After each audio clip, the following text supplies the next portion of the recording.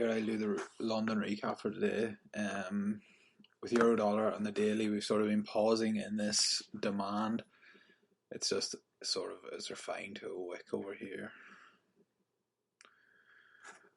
So this is here, these lows in front of it, so a bit of inducement in front of it. So it's not surprising that there's always sort of demand in wicks. So it's not surprising that we're seeing a bit of reaction to it. There's been no great follow through yet. So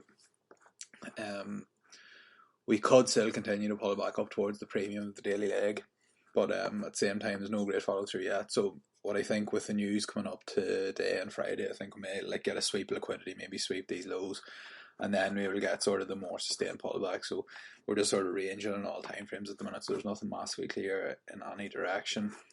But yeah, we're sort of pausing this demand and then sort of waiting to see if we're going to get a decent pullback up towards the premium. On the 4 hour, yeah, you can see we've had the sort of the reaction to the daily demand. We had the bullish 4 hour chalk, then with another bearish chalk, so that sort of cancels out the bullish chalk. But we pull back into the sort of supply. It's a flip zone as well. I think it flipped demand over here, so that could be enough to sort of, that could be the 4 hour objective completed. So we could just sort of continue bearish from here. But then again, see, we're just sort of ranging here, so it wouldn't surprise me if during FOMC we basically sweep all these lows, the liquidity, and then maybe then we'll get sort of the more convincing 4 hour chalk and then the more sustained 4 hour pullback. Like there's some nice supply in the premium, the legs sort of nested in daily zones, so there is some nice options in that. But yeah, nothing massively clear in the 4 hour. We're just sort of ranging around. So on the M15 then, yeah, it's just a big, massive, messy range. We had the sort of bullish boss coming off the daily demand, but we haven't had the sort of confirmed higher low yet. So whenever we get sort of a double boss and we can sort of say, right, this is the higher low, then we can sort of have a more confirmed bullish trend. Yeah, coming into London this morning, we had this push up yesterday, and then we sort of mitigated this supply, and then we had a bearish M15 chalk, and then we're sort of starting to pull it back a bit now. This is where it can get a bit tricky because these lows are technically weak as they fail to play a new swing high. So it's not the best thing in the world to be trading from here. But they can play out, and if there is super clean setup, you can consider it. But with the sort of equal lows and then these sort of unmitigated wicks below, it's always sort of possible that this will get swept to mitigate these here. And yeah, the M15 is bullish, but we can come right down and mitigate something right within that wick and then continue bullish. So yeah, it's not ideal to be trading from weak structure, but obviously it can still play out. Now this morning had this sort of M15 POI drawn on. It was a flip zone. You can see it flipped the supply. Then sort of we had a lot of momentum to the upside after it. So I was interested to see if maybe we got some clean buys from there. But at market open, we basically got this bullish chalk. So that bullish chalk basically gives this fresh demand to trade from. What I didn't really like with this, and it's clear in the M1, is that we mitigated this sort of M15 supply wick, and then we're coming back down with like a V-shaped recovery.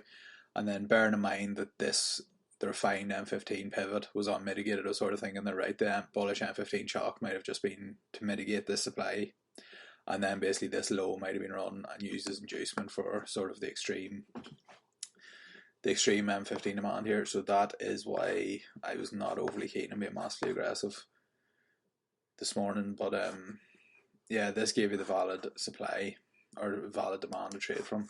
And then on the M1,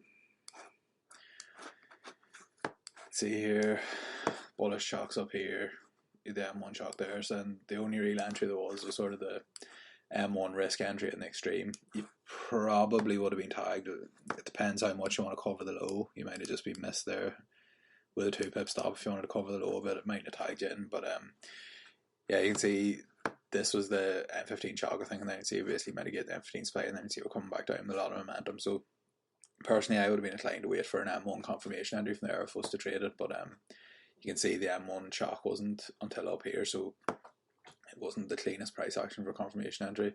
Then see it ran to 10 or pretty quickly if you were tagged.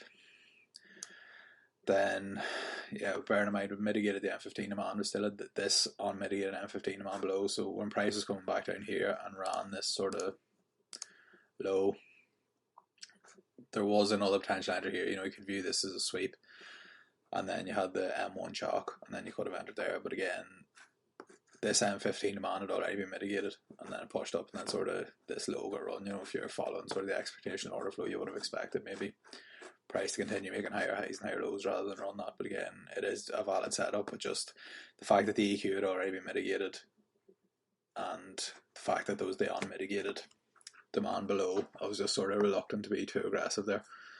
So yeah, there was some M1 continuations in here, but nothing that I would be really a massive fan of. As they all say with the M1 continuations, a very fine line between getting involved higher up in the leg and chasing price, and it's an art form that I personally haven't really mastered yet, so I am quite reluctant to do it. And anyone that is new, I would sort of discourage them from doing so as well. I'd stick to sort of the entries from the M15 POIs with the basic entry model. AU, there's nothing really happening, but I'll go through it anyway. Had the bullish boss in the daily. We're in this sort of extreme daily demand now, swept liquidity, so it's possible we could get the next daily bullish leg from here. But this low, it's strong on the daily because it caused the boss, but on the weekly, you can see we swept the high, mitigated this sort of range, so that this is technically a week high, as that is your swing high, and that's your swing low on the weekly, or it's a week low, sorry, this is your swing high, this is your swing low, so it's very possible that this could be run. But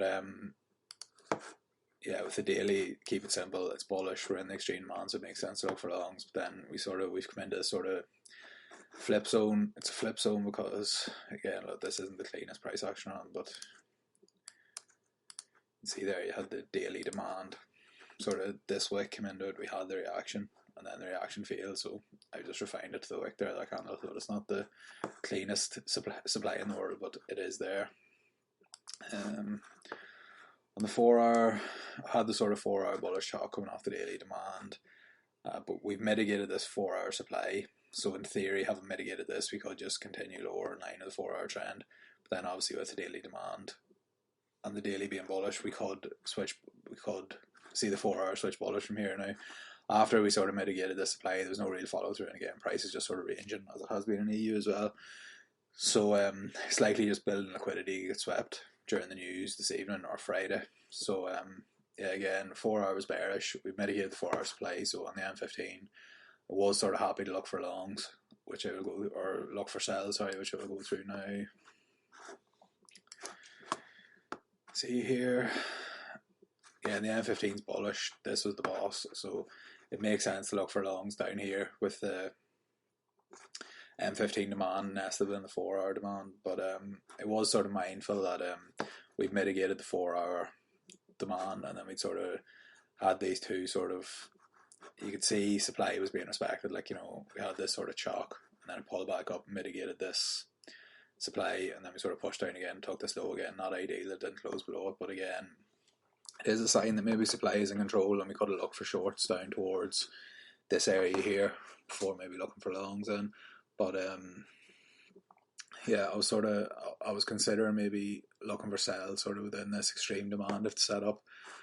But especially after we sort of got this sweep of this sort of internal high, but there was no tag.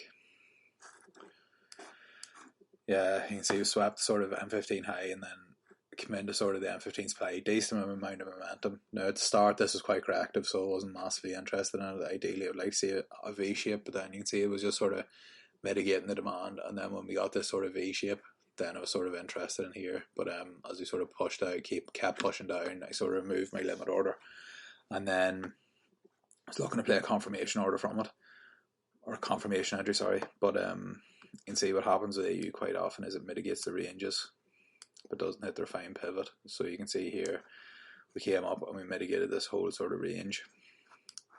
But yeah, and then again there was sort of a potential confirmation entry there if you trade ranges as opposed to refined pivots, which I personally don't really. And then you could have again placed your entry there after the M1 chalk, then see price again and mitigated the range but not the refined pivot. So that was really it with AU. I was considering maybe long some sort of that M15 or sell, sorry, from that M15 supply, but no tag on any of them anyway. So that is it, guys. Markets have been pretty quiet this week. Just I think sort of they've just been ranging, sort of building liquidity for like FOMC and NFP are probably the two biggest news announcements we deal with. So I think it's just sort of ranging, building liquidity, and I think we'll probably get a massive sweep of liquidity and then sort of have a clear direction to work with. Hopefully tomorrow, following FOMC, but if not, then it'll more than likely be next week. But yeah, look, these are the times we make your money as a trader. Like, it's easy to bank whenever the markets are good, but learning the art of sort of sitting on your hands when the markets aren't clean, and sort of capital preservation is massively underrated and something everyone has to learn. So use this as an opportunity to sort of work on that. So if you have any questions around, guys, just drop me a message or give me a shout in one of the public channels. Thanks.